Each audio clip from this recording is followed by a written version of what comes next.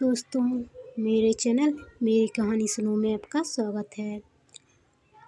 सिंहासन 32 की 32 कहानियों में आज 21वीं पुतली चंद्रज्योति की कहानी मैं आपके लिए लेकर आई हूँ। तो चलिए सुनते हैं। 21वीं पुतली चंद्रज्योति की कथा इस प्रकार है। एक बार विक्रमादित्य एक यज्ञ करने की तैयारी कर रहे थे। वे उस यज्ञ में चंद्रदेव को आमंत्रित करना चाहते थे। चंद्रदेव को आमंत्रण देने कौन जाए, इस पर विचार करने लगे। काफ़ी सोच विचार के बाद उन्हें लगा कि महामंत्री ही इस कार्य के लिए सर्वोत्तम रहेंगे। उन्होंने महामंत्री को बुलाकर उनसे विमर्श करना शुरू किया। तभी महामंत्री के घर का एक नौकर वहां आकर खड़ा हो गया। महामंत्री ने उसे देखा तो समझ गए कि अवश्य कोई बहुत ही गंभीर बात है, अन्यथा वह नौकर उसके पास नहीं आता। उन्होंने राजा से क्षमा मांगी और नौकर से अलग जाकर कुछ पूछा। जब नौकर ने कुछ बताया तो उनका चेहरा उतर गया और वे राजा से विदा लेकर वहां से चले गए। महामंत्री के अचानक दुखी और चिंतित होकर चले जाने पर राजा को लगा कि अवश्य ही महामंत्री को कोई कष्ट है। उन्होंने नौकर से उनके इस तरह जाने का कारण पूछा तो नौकर हिचकिचाया। जब राजा ने आदेश दिया तो वह हाथ जोड़कर बोला कि महामंत्री जी ने मुझे आपसे सच्चाई नहीं बताने को कहा था। उन्होंने कहा था कि सच्चाई जानने के बाद राजा का ध्यान भट जाएगा और वह यज्ञ होने वाला है, उसमें व्यवधान होगा। राजा ने कहा कि महामंत्री उनके बड़े ही स्वामी भक्त सेवक हैं और उनका भी कर्तव्य है कि उनके कष्ट का हर संभव निवारण करें। तब नौकर ने बताया कि महामंत्री जी की एकमात्र पुत्री बहुत लंबे समय से बीमार है। उन्होंने उसकी बीमारी एक से बढ़कर एक वैद्य को दिखाई, पर कोई भी चिकित्सा कारगर नहीं साबित हुई। दुनिया की हर औषधि उसे दी गई, पर उसकी हालत बिगड़ती ही चली गई। अब उसकी हालत इतनी खराब हो चुकी है कि वह हिलडुल नहीं सकती और मरणासन हो गई है। विक्रमादित्य ने जब यह सुना तो व्याकुल हो गए। उन्होंने राजवैद्य को बुलवाया और जानना चाहा कि उसने महामंत्री की पुत्री की चिकित्सा की है या नहीं। राजवैद्य ने कहा कि उसकी चिकित्सा केवल खोंग बूटी से ही की जा सकती है। दुनिया की अन्य कोई औषधि कारगर नहीं हो सकती। खोंग बूटी एक बहुत ही दुर्लभ औषधि है जिसे ढूंढकर लाने में कई महीने लग जाएंगे। राजा विक्रमादित्य ने यह सुनकर कहा, तुम्हें उस स्थान का पता है जहाँ यह बूटी मिलती है? राजवैद्य ने बताया कि वह बूटी नील रत्नगिरी की घाटियों में पाई जाती है, लेकिन उस तक पहुँचना बहुत ही कठिन है।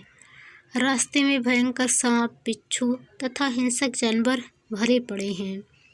राजा ने यह सुनकर उससे उस बूटी की पहचान बताने को कहा। राजवैद्य ने बताया कि वह पौधा आधा नीला आधा पीला फूल लिए होता है तथा उसकी पत्तियां लाजवंती के पत्तों की तरह स्पर्श से सकुचा जाती हैं। विक्रम यज्ञ की बात भूलकर खोंग बूटी की खोज में जाने का निर्णय कर बैठे।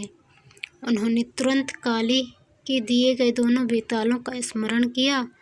बेताल उन्हें आनन फानन में नील रत्नगिरी की ओर ले चले।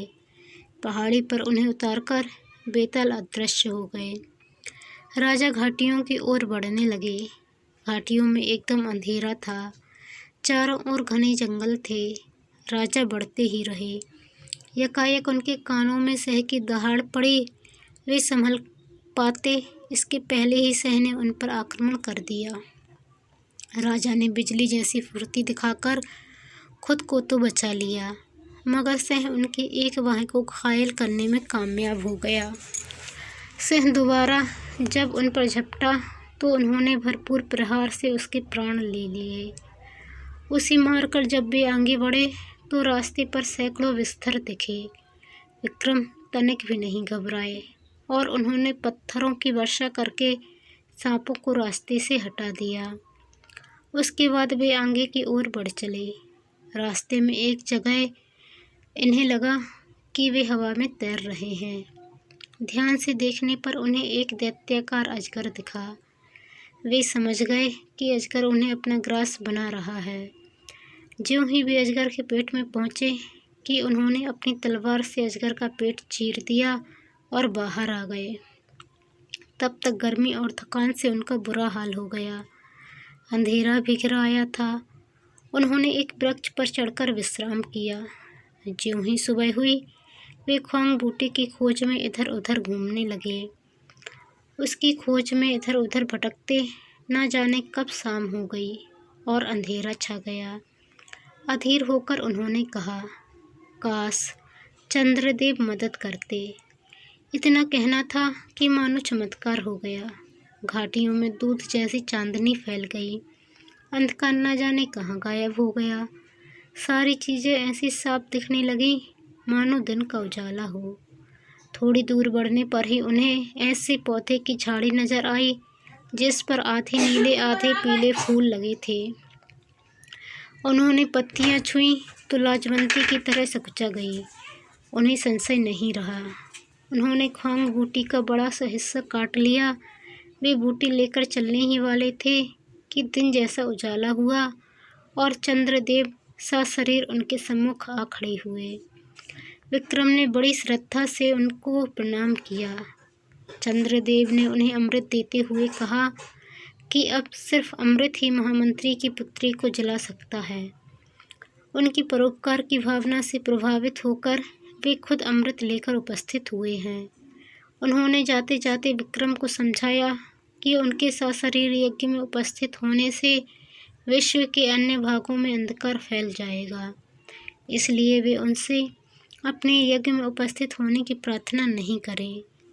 उन्होंने विक्रम को यज्ञ अच्छी तरह संपन्न कराने का आशीर्वाद दिया और अंतर्ध्यान हो गए। विक्रम ख्वांग बूटी और अमृत लेकर उज्जैन आए। उन्होंने अमृत की बूंदें टपकाकर महामंत्री के बेटे को जीवित किया तथा ख्वांग बूटी जनहित के लिए रख लिया। चारों ओर उनकी जय जयकार होने लगी। तो दोस्तों, ये थी सिंहासन बत्तीसी की कहानी। यदि आपको अच्छी लगे तो कमेंट कर ज़रूर बताएं। चैनल पर नए आए हैं तो प्लीज़ चैनल को सब्सक्राइब कर बेल आइकन को क्लिक कर लें। धन्यवाद।